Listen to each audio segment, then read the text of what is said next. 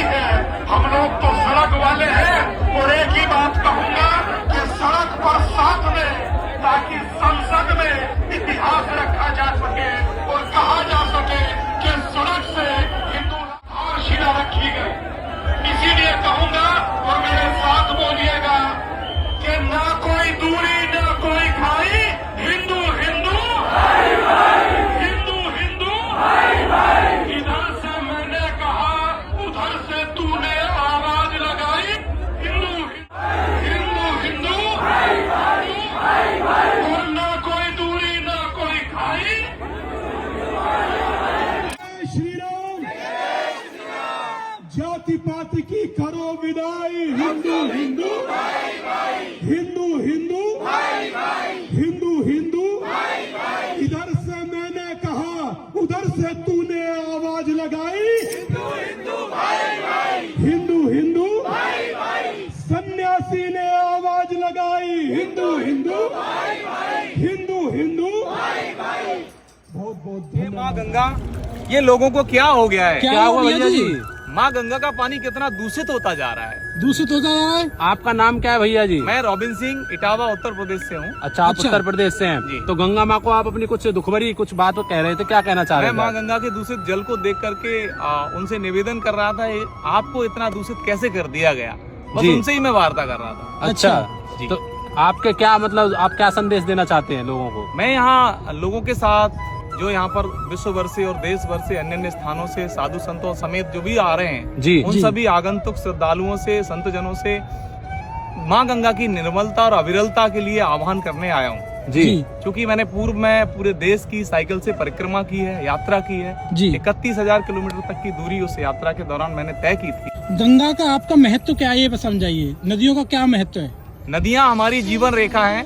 जी। इस अभियान के तहत हम ये महत्व के बारे में लोगों तक चर्चा करना चाहते हैं। जब तक नदियों के महत्व को एक एक व्यक्ति नहीं समझेगा, तब तक हम इनको संरक्षित नहीं रख सकते, सुरक्षित नहीं रख सकते। और माँ गंगा के तट पर इतना बड़ा जो आयोजन हो रहा है, जिसे हम महाकुंभ कह रहे हैं, ये केवल नदी के किनारे ही क्यों है, ये हम सबको समझना पड़ेगा। जी। नदी ही एकमात्र ऐसा विकल्प है जहाँ से मानव सभ्यता निकली है। जी। चाहे वो सिंधु घाटी की सभ्यता हो, चाहे वो बनास नदी की सभ्यता हो, चाहे वो दुनिया की किसी भी सभ्यता की आप बात करेंगे तो नदी से ही निकली है। तो वही ये माँ गंगा है, यही भी सभ्यता को पल्लवित और पोषित कर रही है। भैया जी ये बताइए, नदियों को सुरक्षित रखने के लिए लोगों को काम करना पड़ेगा या सरकार को काम करना पड़ेगा? सरकारें लोगों के द्वारा ही चुनी गई हैं। जी। सरकारों में भी लोग ही हैं, जी। कोई अलग से बॉडी नहीं है। जी। हम सब ही सरकार हैं, हम में से कोई चुन के जाता है। जी। तो जब तक लोगों के अंदर जागृति नहीं आएगी, जी। तब तक सरकारें पूरी तरह विफल रहेंगी। जी। जन जागृति से ही हम इन नदियों को संरक्षित कर सकते हैं, उसका समाधान निकाल सकते हैं। जन जागृति आई शिक्षा के क्षेत्र में, लोग शिक्षित हुए। जी। जन जागृति आई तमाम कुरीतियों के क्षेत्र में,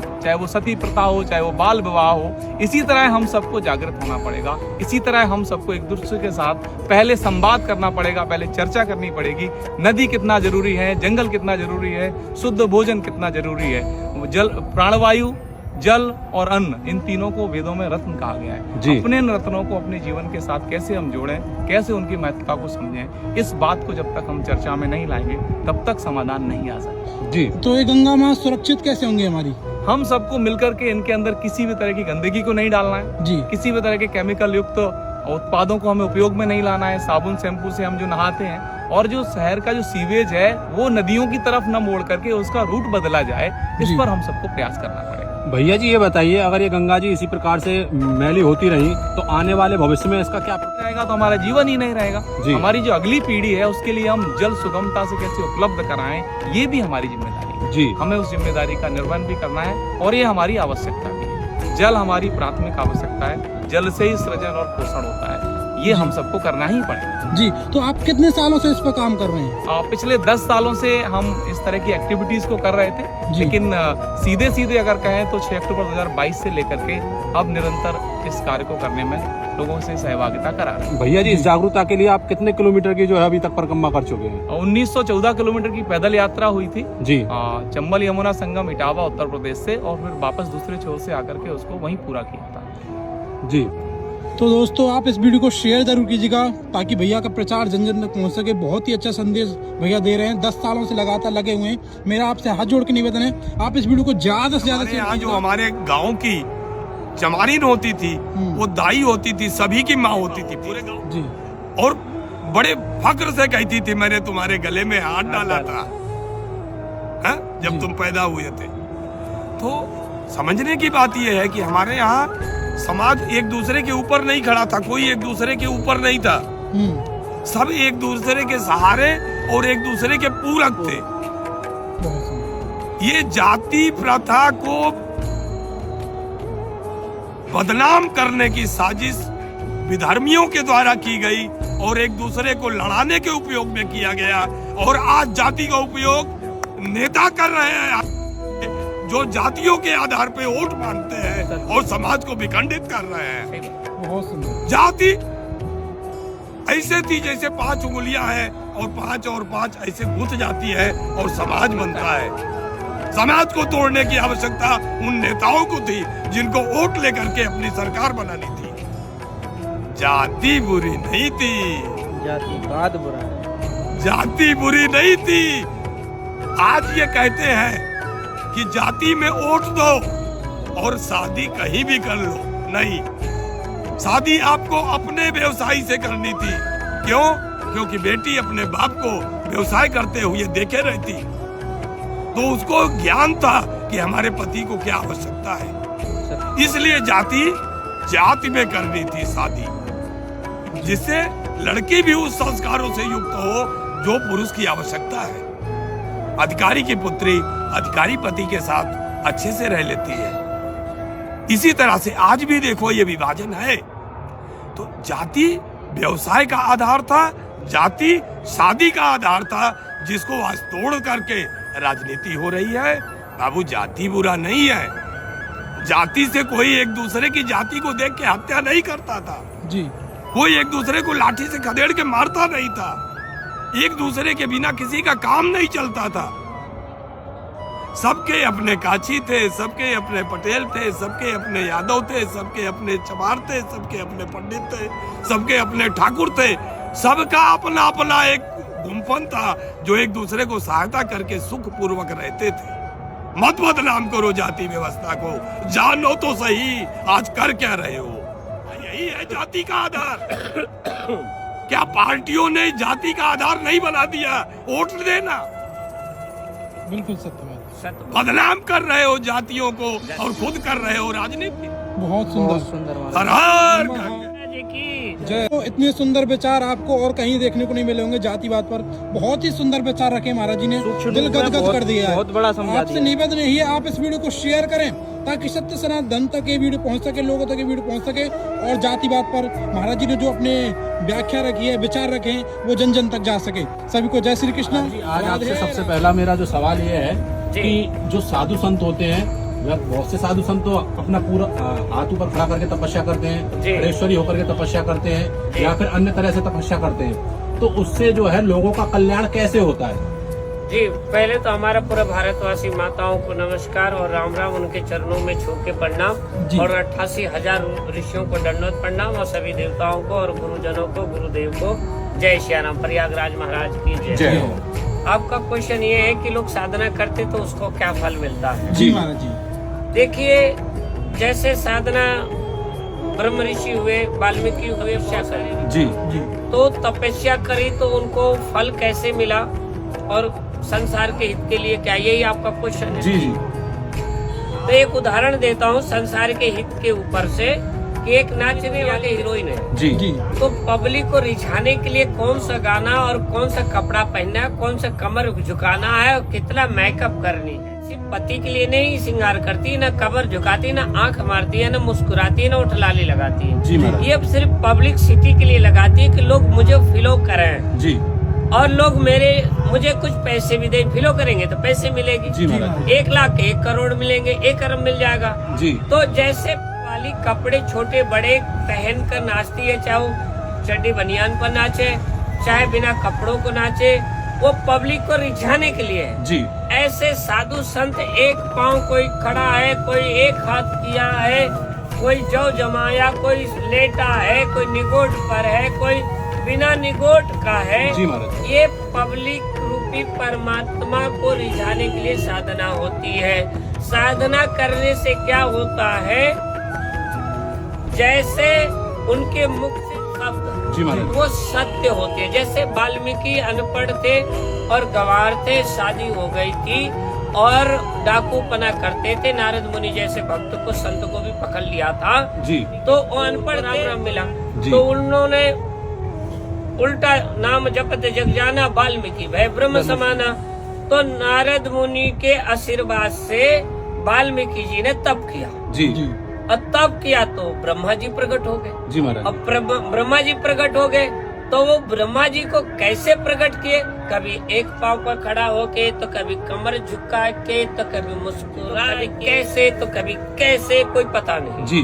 जैसे नाचने वाली जनता को रिझाती है, जी। पैसे ले लेती है, जी। फ्री में तो नाचेगी नहीं, जी। कपड़े तो उतारेगी नहीं। जी। ऐसे ही साधु भगवान के लिए कपड़े उतार के, चाहे उसे जनता हठ योग कहे, चाहे क्रोध योग करे, कुछ भी कहे, जी। जैसी सोच वैसा ही मन। जी महाराज जी। तो तपस्या भगवान को राजी करने के लिए किया जाता है। तपस्या के बाद में वरदान मिल जाता है। जी महाराज। जैसे चुम्बक साइंस बना देती है ना, लोहा को चिपका देती है। जी महाराज जी। ऐसे ही उसके अंदर चुम्बक आ जाता है। जी। फिर वो जो बोलेगा सत्य होगा, जिसको आशीर्वाद देगा उसका कल्याण हो जाएगा, या जो भी कुछ औषधि बना देगा। वाल्मीकि जी का ऐसा प्रमाण है कि घास को संत बच्चा मिलन को चालिए तज माया अवमान, और जो जो पग आगे धरू तो कोटने के समान। हर हर महादेव। आपका क्या नाम है? What's your name? उर्वशी जी। महाराज जी आपकी शिष्या हैं, ये आपकी शिष्या हैं। तो महाराज जी आपका शुभ नाम क्या है? योगी धनंजय। जी धनंजय। महाराज जी आप कितने वर्ष में साधु आ गए थे? हम साधु पैदा हुए थे जी। तो हमारे साधु बना नहीं जाता, साधु पैदा हुआ जाता है। जी। हमारी 70 पीढ़ियां ऊपर जी।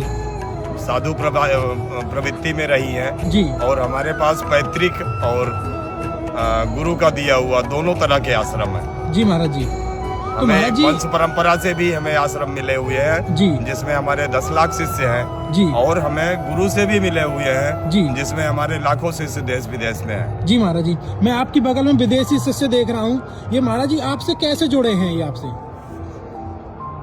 विभिन्न माध्यमों से जी संपर्क कर लेते हैं। जी। यहाँ हमारा दिल्ली के नेटवर्क में हमारा हर जगह नंबर लगा हुआ था। जी। तो इन्होंने कहीं से संपर्क किया और उसके बाद ये लगातार 10 साल से अपने को हिंदू घोषित करके जी। हिंदू मान्यताओं में सनातन की सारी परंपराओं का पालन करते हैं। जी। ये पूरी तरह से शाकाहारी हो चुके हैं। जी। ये अहिंसा में विश्वास करते हैं, जी। अध्ययन करते हैं, शिव उपासना के लिए जो भी चीजें जरूरी हैं ये सब। महाराज जी वैसे माता जी हैं कौन से देश से? ये कजाकिस्तान से हैं। कजाकिस्तान से। जी। जी। और इनका बेटा है मॉस्को से, जी। वो भी टेंट के अंदर है, भी काम कर रहा है। जी। अच्छा महाराज। तो महाराज जी जैसे आपके कितने विदेशी भक्त हैं? कभी गिनने का प्रयास नहीं किया, लेकिन 40-50 कंट्री में हमारे भक्तों, अनुयायियों और मित्रों की संख्या है। जी महाराज जी। तो महाराज जी जैसे ये आप किसकी पूजा करती हैं? इनका उपासक कौन है? इनमें से पूछिए। आपके उपासक कौन है? किसकी पूजा आप करते हैं? सेवा। शिवा। मतलब ये शिव भगवान में ही विश्वास करती हैं। भजन सुनाइए। कोई भजन सुना दीजिए। शिव शिव शिव शंभो शिव शिव शिव शंभो शिव शिव शिव शंभो शिव शिव शिव शंभो महादेव शंभो महादेव शंभो महादेव शंभो महादेव शंभो शिव शिव शिव शंभो शिव शिव शिव शंभो शिव शिव शिव शंभो शिव शिव शिव शंभो महादेव शंभो महादेव शंभो ये है सनातन का चमत्कार, ये है सनातन का चमत्कार जो कि विदेशी लोगों को भी अपनी ओर खींच लेता है। जी कि आप ये देखिए जी कि सनातन किस तरह से जी पूरे विश्व को आकर्षित कर रहा है। जी आज से कुछ हजार साल पहले हमारे मनीषियों का, हमारे पूर्वजों का जी जो उद्घोष हुआ करता था वो होता था कृण्वन्तो विश्व आर्यम, कृण्वन्तो विश्व आर्यम। हाँ जी हम पूरी दुनिया में आर्य सभ्यता का प्रचार प्रसार करेंगे जी और उसके संस्कारों से लोगों को बहुमुखी प्रतिभा से संपन्न करते हुए एक दूसरे के हित के अनुसार चलने की शिक्षा प्रदान करेंगे, न कि एक दूसरे को लूटने, खसोटने और परेशान करने की प्रवृत्तियों से जीवन का संचालन करेंगे। जी जो इस तरह से दुष्प्रवृत्तियों से घिरे हुए लोग हैं, उनको सत्प्रवृत्तियों का जीवन आचरण और उसके सुख का अनुभव कराते हुए उनको हम सनातन में लाएंगे। ये हमारे महापुरुषों का पहले से उद्घोष। गुरु जीवन में क्यों बनाना चाहिए और इसके क्या फायदे हैं गुरु बनाने के? जी महाराज। हम मूर्खानंद है, अनपढ़ गवार का जानत काला अक्षर भैंस बरोबर। इसलिए जरूरत होता है कि 184 योनियों से, लिंग नहीं कहा, योनि कहा, यहाँ भी जी हर जगह योनि शब्द दिया है, जी लिंग शब्द कम दिया है। जी 184 लाख योनि से मुक्ति गुरु कराता है। पर गुरु कौन सा होना चाहिए? एक संत, एक तपेश्वरी, लाए तो वो बाबा ने। जी जैसे एक मिलिट्री वाले की वर्दी है, जी एक पुलिस वाले की भी वर्दी है, जी। सरकारी दोनों है, जी। सरकारी दोनों को तनख्वाह मिल रही है, लेकिन मिलिट्री वाले देश के लिए लड़ मिटते हैं जी। और 12 घंटे के 8 घंटे ड्यूटी भी होता है, और पुलिस वाले तो खूब बैठ के चाय पी लेंगे कुर्सी पर। तो बताओ सबसे तगड़ी ड्यूटी किसकी है? मिलिट्री। ऐसे साधु में, संसार में 2 प्रकार के वर्दी है। तो श्रेष्ठ कौन रहा है? साधु न, जो सब हित के लिए, रक्षा के लिए लड़ रहा है, खड़ा मर भी जा रहा है, जैसे हमारे मिलिट्री वाले मर जाते बेचारे देश के लिए, जी महाराज। मरते हैं ना, ऐसे साधु। तो श्रेष्ठ कौन रहा? तो साधु। साधु का मतलब ये होता है, जैसे राम जी ने 2 गुरु बनाए, जी एक पहला वशिष्ठ जी को, दूसरा विश्वामित्र को। जी। तो विश्वामित्र पहले राजा थे और झगड़े हुआ ऋषियों से, साधु बन गए, साधु से तपस्या हुई। पूरा इंद्र ने भेजा अपनी पत्नी को, किस लिए? संभोग के लिए, और उनका संभोग भी किया और बच्चे भी पैदा हुआ, जिसका नाम शकुंतला पड़ा, और दुष्यंत को ब्याही गई थी, उससे एक बच्चा हुआ और भरत नाम पड़ा, तो इसलिए भारत नाम पड़ा। तो साधु साधना के बाद भी अगर शारीरिक संपन्न को बनाता है तो कोई पाप नहीं लगता है। क्यों? वो तपेश्वरी है। क्यों? भगवान उसे स्वीकार करता है, जनता स्वीकार करे ना करे उससे कोई ताल्लुक नहीं है। पर विश्वामित्र का प्रश्न ये कहता है कि इंद्र की पत्नी, इंद्र ने स्वयं अपनी पत्नियों को भेजा, किस लिए? वासना के लिए, बच्चे पैदा करने के लिए। वो पूजा के लिए नहीं भेजा। आज कोई भेज सकता है बाबा जी के पास? नहीं भेजेगा, फंसा कर जेल भेजवा देगा। पैसे के लिए, पैसे है ना बाबा जी के पास, फंसा दो इसे। क्या? पैसे के लिए, पैसे के लिए फंसा कर जेल भेजवा देगा। पर इंद्र ने जेल नहीं भेजवाया, इंद्र ने तो और स्वागत करके पत्नी को स्वर्ग ले गया। और उसे कुछ लोग कहते तपस्या डिग गई। अगर तपस्या डिगता तो राम उनके शिष्य नहीं होते, राम उनके शिष्य नहीं होते, और शिष्य नहीं होते तो राम लंका में विजय प्राप्त नहीं करते। तो विजय प्राप्त किसके कारण से किया? वशिष्ठ के कारण नहीं, विश्वामित्र के कारण से, जिसने मेनका के साथ में वासना करके पुत्र पैदा किया था, पुत्री पैदा किया था। जी क्या? पुत्री पैदा किया था, और उस पुत्री को भी विश्वामित्र छोड़ गए और साधना में लिप्त हो गए। तो बताओ कौन श्रेष्ठ है? जो विषय वासना में संसारी लिप्त है वो, और जो बच्चे पैदा करके साधना में लिप्त है वो, जिसके नाम से पूरा भारत पड़ा है, और उन्हीं के शरण में राम गए। तो गुरु क्या है? सभी पापों को नष्ट कर देता है। लास्ट में हम आपके बात आते हैं, हम भटक के उधर आए है ना, जिस सीढ़ी पर गए थे। तो गुरु 84 लाख योनियों से मुक्त करता है, मतलब इस शरीरों से, गलत कर्मों से, जिसे हम लोग, आप लोग गलत कहते हैं, इससे मुक्त करता है, मार्गदर्शन करता है। जैसे झगड़े को सीबीआई जांच करती है, पब्लिक के काम नहीं होता तो कौन जांच करती है? तो ऐसे सीबीआई जैसे जांच करके पकड़ के और उसे सजा दे देती है, तो ऐसे ही भगवान 184 योनियों से मुक्ति के लिए गुरु एवं संत ही मार्गदर्शन करते, इसलिए मुक्त हो जाता है। इसलिए गुरु जरूरी है जी। गुरु जरूरी।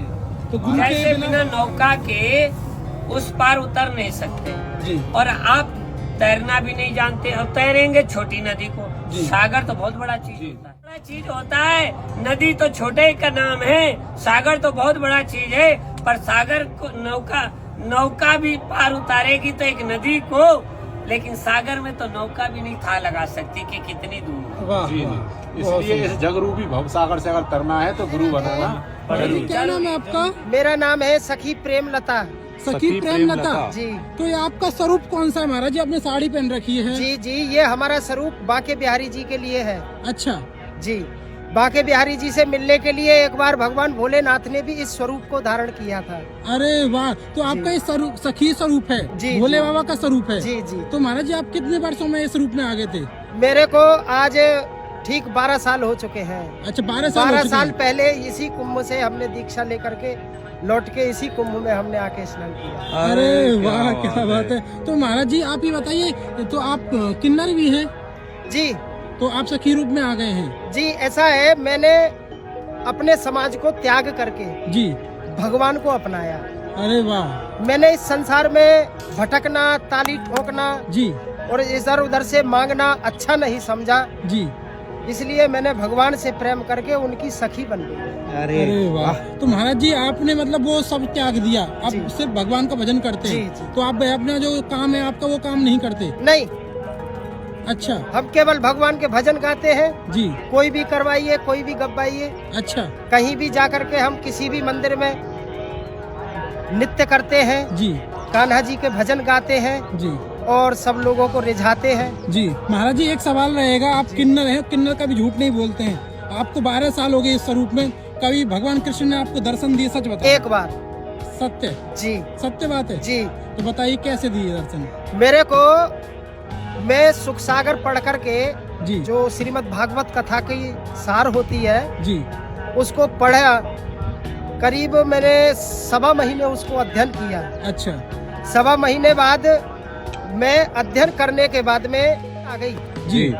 तो उस नींद में मैं क्या देख रही कि जमुना जी के किनारे पर बट वृक्ष जो होता है कदम्ब का जी, पर कान्हा जी बंसी बजाते हुए पल मात्र के लिए दिखे। बस अरे केवल इतनी, जैसे हम पलक मारते हैं आँख का, इतनी झलक दिखाई बस, और ज्यादा मेरे को नहीं दिखाई दिए। आपकी आंख एक में बार तो आंसू भोले, आ गए। एक बार भोलेनाथ को भी मैंने देखा है। जी। अरे महाराज जी मुझे ये बताइए, सखी रूपी को ही क्यों चुना? आप चाहते तो नॉर्मल वेश में भी जो है अपना। जी जी, ऐसा है। संत मैं रूप एक धारण बार कर सकते बांके थे। बिहारी जी से मिलने गई थी। जी मेरे गुरुदेव मुझे घुमाने ले गए थे। जी। तो वहाँ जाकर के जब बांके बिहारी से मेरे नैना मिले जी। तो मैं उन्हीं की हो गई। अरे वाह। तो महाराज से शादी की है? जी।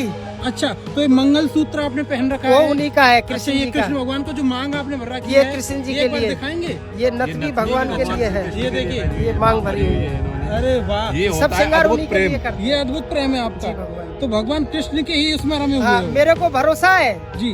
कि मेरा कान्हा एक दिन आएगा अरे वाह। और मेरे को गले से जरूर लगाएगा। तो रुला दिया। क्या प्रेम है, क्या प्यार है कृष्ण भगवान के लिए। देखिए दोस्तों ये सत्य बात है कि हम सब तो जो है सखी हैं, नर तो सिर्फ एक ही एक ही है है। और वह है नारायण। नारायण। बस। सत्य सब बात। सखी है उस। सब बिल्कुल। सखी। नर एक ही है, नारायण। नारायण। तो दोस्तों आज बड़े, क्या नाम है आपका? बाबा जहरगिरी। जहरगिरी। हाँ। महाराज जी आपको जहरगिरी क्यों कहते हैं? हमें इसलिए कहते हैं कि मैं सत्य बोलता हूँ। अच्छा। 24 घंटे सत्य ही बोलता रहा, इसीलिए मेरा नाम जहरगिरी है। जहरगिरी है। हाँ। तो जी ये बताइए, बलि प्रथा क्या है? बलि क्या किसकी देनी चाहिए? ये बलि किसी राक्षसों की थी, अच्छा।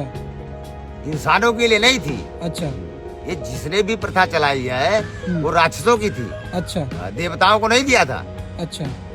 ये तो जबरदस्ती का काम कर रहे हैं कि माँ बलि मांग रही। जब सृष्टि की रचना हुई तो भोलेनाथ ने किसी की बलि करी नहीं।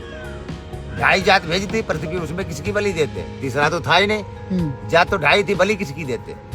जब पृथ्वी पे सृष्टि की रचना हुई तो उसमें 2.5 जात, जी। नारी पुरुष और ये जो जड़े हैं, हाँ। इनको आधे हिस्से में रखा गया। जी। फिर बलि किसकी देते?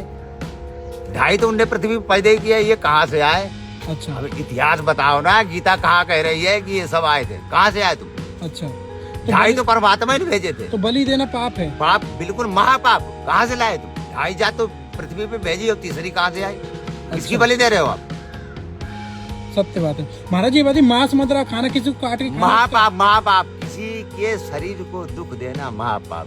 किसी के मांस खाने से आप नारायण नहीं हो सकते, वो महापाप है। जिसका भोग उसे लेने। अच्छा, भगवान ने जिसको जहाँ भेजा है उसको वहाँ जाने दी। आप दीवार मत बने। दीवान आपको मनुष्य शरीर दिया है, 56 प्रकार का दिया है, आपको ही नारायण समझा। नर और नारायण में इतना फर्क। जब महाभारत हुआ है तब अर्जुन से उपदेश में गीता में यही कहा है कि आप नर हो, हम नारायण। फर्क इतना ही है। बाकी में तुम्हारे साथ ही जी। हर हर महादेव। परमात्मा 24 घंटे हर किसी के साथ रहता है। अगर साथ नहीं रहेगा, जो हम बोलते हैं तो हमारे अंदर कौन सी हवा भरी जिससे हम बोलते हैं, अगर ये खत्म हो जाएगी तो हम पिंचर हो जाएंगे। जब रूह चली जाती है तो हम मर जाते हैं। क्या मर गए? इससे कुछ ले गया? कुछ नहीं। यही ले लेता है जो हम बोल रहे हैं, यही ले जाता है। तो महाराज जो मांस मदिरा खाता है उसको क्या भोगना पड़ता है? उसको 84 लाख योनियों में, हाँ, जैसे जैसे खाता है, जैसी जैसी बोटी उसको वैसी वैसी की जाती है। अच्छा, उतने टुकड़े होते हैं उसके। अच्छा महाराज। ये भोलेनाथ को दिखाया था। पार्वती ने ज्यादा जिद करी तो वो एक हाथी के कीड़ा पड़े हैं जंगल के अंदर।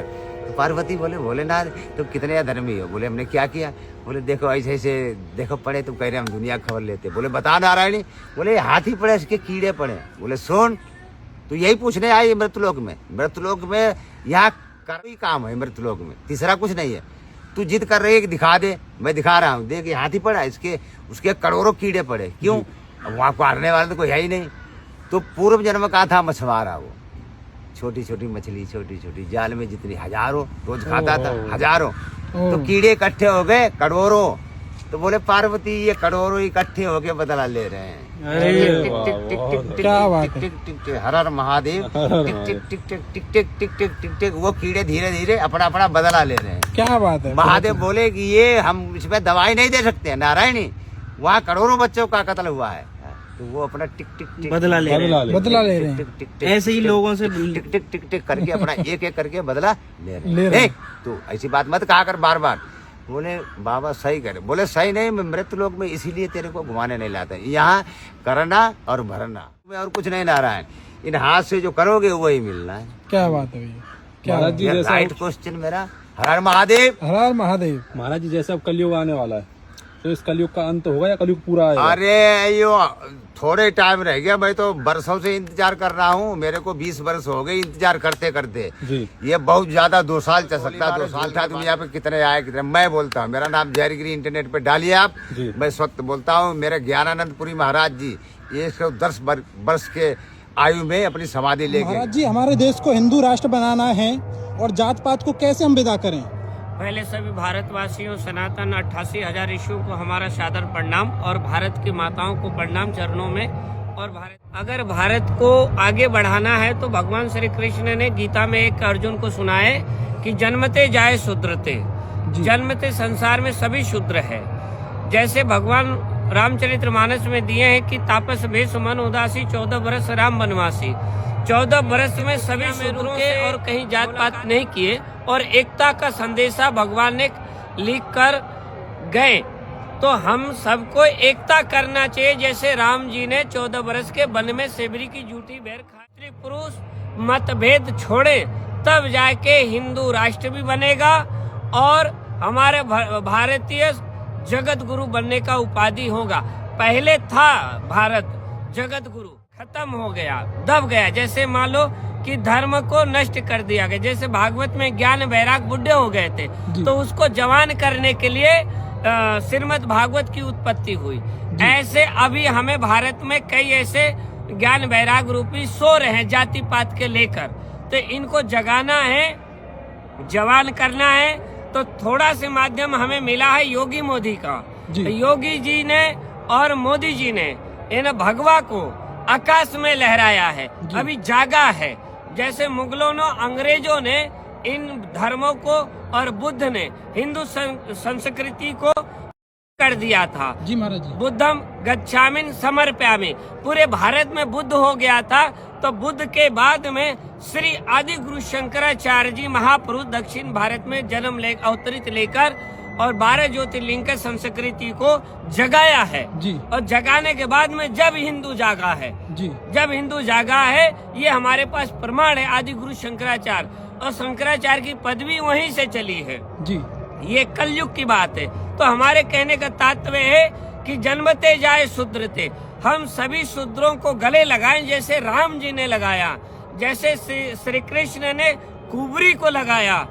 ऊंच नीच बड़ा छोटा छोड़ के सबके साथ बैठकर भोजन करें। नेता कहते हैं करते नहीं, ज्ञानी लोग कहते हैं करते नहीं। ऐसे मान लो जैसे एक मृग को शेर खा के हड्डी फेंक देता है, ऐसे कुछ नेता बोलकर एकता नहीं करते, माल पानी खा लेते, राष्ट्रीय सरकार का पैसा खा लेते, गांधी छाप, और वहीं के वहीं झोपड़ी रह जाती है। न एकता होती है, न दोस्ती होती है, न ही कुछ होता है। तो 2 महापुरुष आए हैं और एक तीसरी माता जी आए हैं, श्री द्रौपदी मुर्मू। वो पूर्व जन्म में सेबरी का अवतार थी और सेबरी का राम जी का आशीर्वाद इस जन्म में राष्ट्रपति बनी। और मोदी जी जो थे वो राम जी थे, योगी जी जो थे वो शिव का अवतार हैं, और ऐसे ही राजनाथ सिंह है सेनापति जी।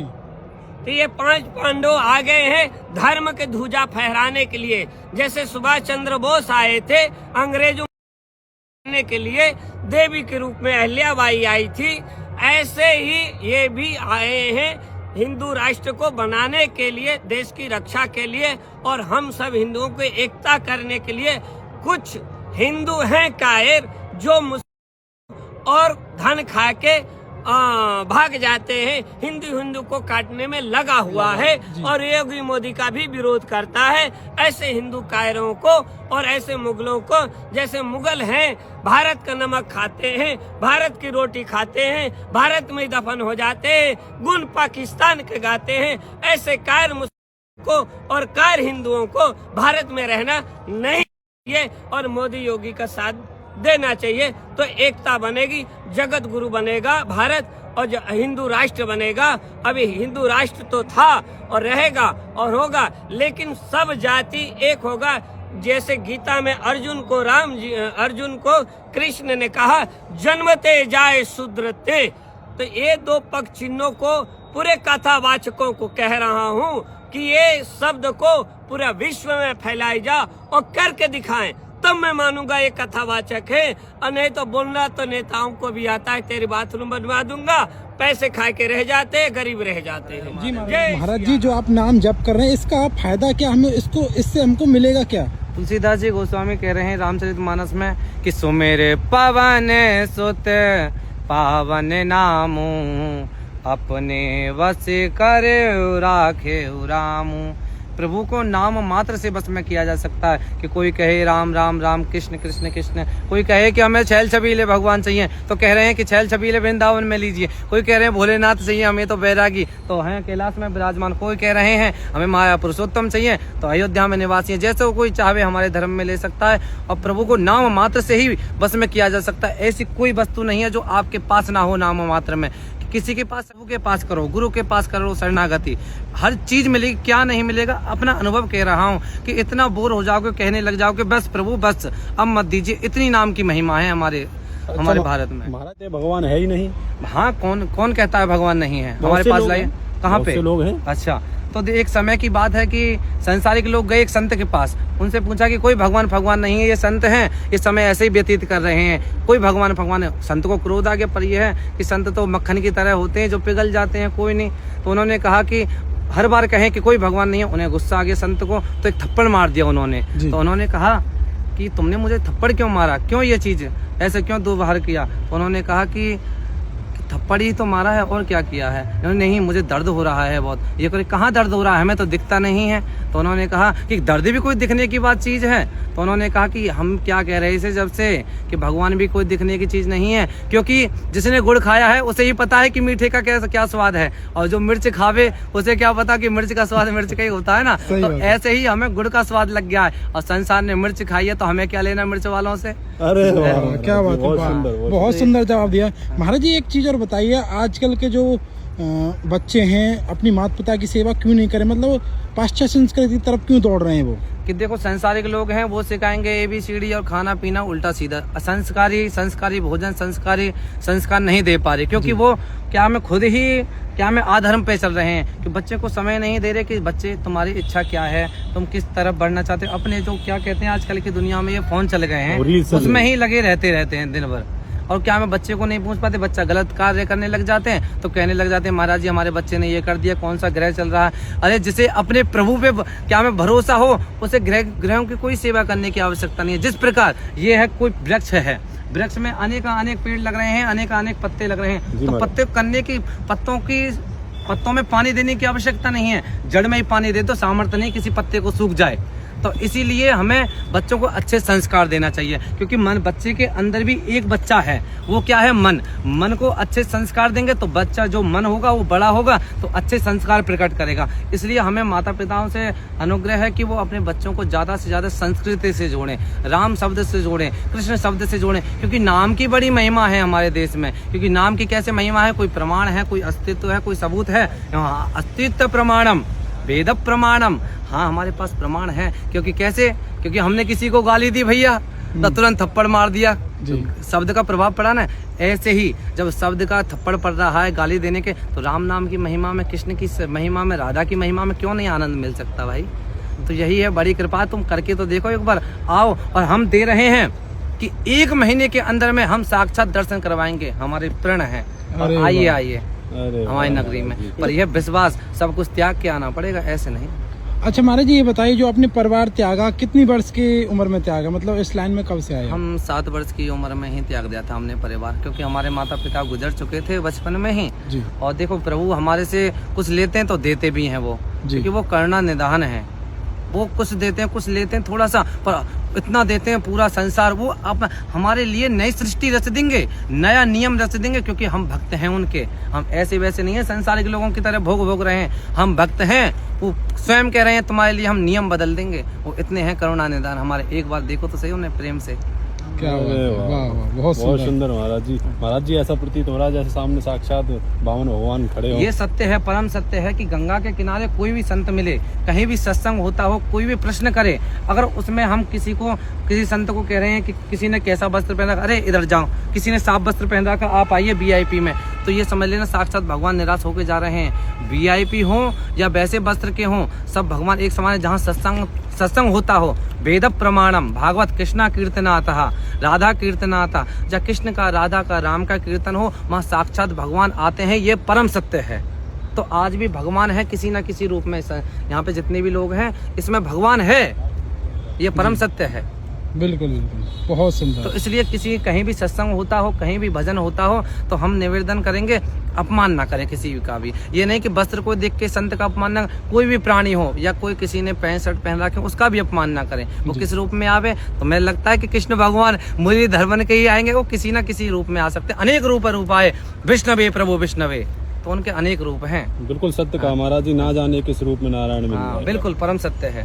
तो ज्यादा से ज्यादा हम सब लोगों से कहेंगे कि संसार में मत भगिए। ये बताइए कि क्या हमें खाना पीना सोना ये पशु नहीं कर रहे? पशु भी हमारा मजाक उड़ा रहे हैं, नहीं उड़ा रहे? बताइए कि क्या हमें घोड़ा गधा भी उड़ा रहा है हमारा मजाक, ऊँट भी उड़ा रहा है। क्योंकि ऊँट कैसे उड़ा रहा है कि ऊँट भी कहता है कि चाल तो मेरी जैसी, क्योंकि मनुष्य पैसे के मद में इतना चूर हो जाता है, मूड उठा के चलता है। तो क्या मैं ऊँट कहता है चाल तो हमारी जैसी है कुछ। तो गधा भी फिर देखता है, अरे इसकी तो समय तो हमारा जैसा, क्योंकि बचपन से ढोया, बुढ़ापे में आ गया तो फेंक दिया कोने में कहीं खाट पे।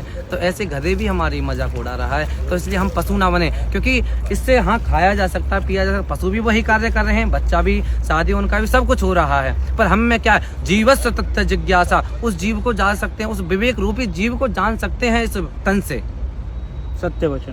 बहुत ही सुंदर, अद्भुत। मेरा निवेदन है दोस्तों, इस सत्संग को ज्यादा से ज्यादा लोगों तक शेयर करें ताकि सनातन का प्रचार प्रसार हो सके।